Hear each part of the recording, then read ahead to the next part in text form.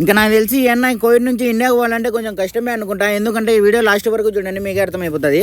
అన్న వచ్చేసి ఇప్పుడు నేను పనిచేసే కోవిడ్ ఇంట్లో అయితే ఇంతకు ముందు పని చేస్తా ఉన్నాడు. ఇప్పుడు అన్న వచ్చేసి ఇంటికి పోవాలని చెప్పి అన్న ప్లేస్ లోకి నేనైతే వచ్చేసినాను. ఇంకా నేను వచ్చిన ఒక నెల వరకు నాకు లైసెన్స్ పతాక అన్ని ఇచ్చిన వరకు అన్న అయితే నాతోనే కలిసి ఉన్నాడు.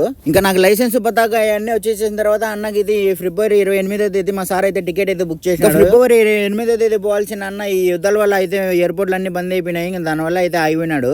ఇంకా అన్న వచ్చేసి రూమ్ నుంచి 25వ తేదీ వెళ్ళిపోయినాడు. ఎందుకంటే వాళ్ళ బంధువులు ఏమన్నా కలుసుకొని ఇంకా అటు నుంచి అంటే షాపింగ్ చేసుకుని 28వ తేదీ వెళ్ళిపోతా అని చెప్పి ఇంకా యుద్ధాల వల్ల అయిపోవాల్సి వచ్చింది. ఇంకా అక్కడ నుంచి ఇప్పుడైతే వచ్చినాడు అన్న అయితే ఒక నెల తర్వాత.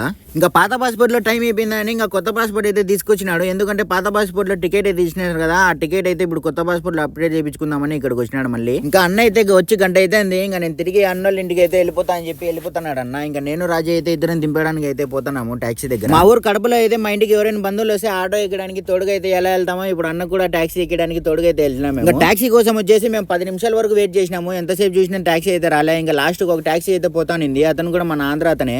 ఎంతైనా మన ఆంధ్ర వాళ్ళ ఫేస్ చూస్తే అప్పుడే కనుకోవచ్చు ఇతను మన ఆంధ్ర అతనా కాదా అని. ఇంకా అన్నకు సెండా చెప్పేసి నేను రాజు అయితే రూమ్ కి అయితే బయలుదేరేసినాము. ఇంకా రేపు ఎలాగో నాకు శుక్రవారం హాలిడే కాబట్టి అన్నకైతే మళ్ళీ నేను రేపు కలుస్తాను. ఇంకా మా రూమ్ లోకి అయితే భోజనం అన్నము పప్పు అయితే వచ్చింది. పప్పులోకి అన్నం వద్దు పరోటా ముద్ద అని చెప్పి పరోటా తీసుకోవడానికి మతాంకి అయితే వచ్చినాం. ఇక్కడ పప్పులో పరోటా తినడం ఎంతమందికి ఇష్టమో ఒకసారి కామెంట్ చేయండి. అలాగే మాకు మధ్యాహ్నం కొంచెం చికెన్ కూర అయితే ఇచ్చినాడు. దాన్ని మా వాడు ఏం చేసినాడు అంటే చికెన్ అంతా సపరేట్ చేసి కూర అంతా సపరేట్ చేసి చికెన్ పీసులను మనకు కొంచెం కారము ఎర్రగడ్డ వేసి మన ఆంధ్ర స్టైల్లో ఫ్రై అయితే చేసినాడు చికెన్ ని. చూసారు కదా ఈ అన్నలాగా కోవిడ్ లో చాలా మంది అయితే ఇరుక్కున్నారు. మనం అందరం అయితే కోరుకుందాము ఈ యుద్ధాలన్నీ ఆగిపోవాలి, అందరూ బాగుండాలని చెప్పి. నేను ఈ వీడియోలో ఏమైనా తప్పుగా మాట్లాడి క్షమించండి. నాది ఒక చిన్న కోరిక మామ. ఎందుకంటే చాలా మంది నా వీడియోస్ చూసి సబ్స్క్రైబ్ చేయకుండా చూసేస్తున్నారు. వీడియో నచ్చితే లైక్ చేసి షేర్ చేసి సపోర్ట్ చేయండి మామ. Next video bye.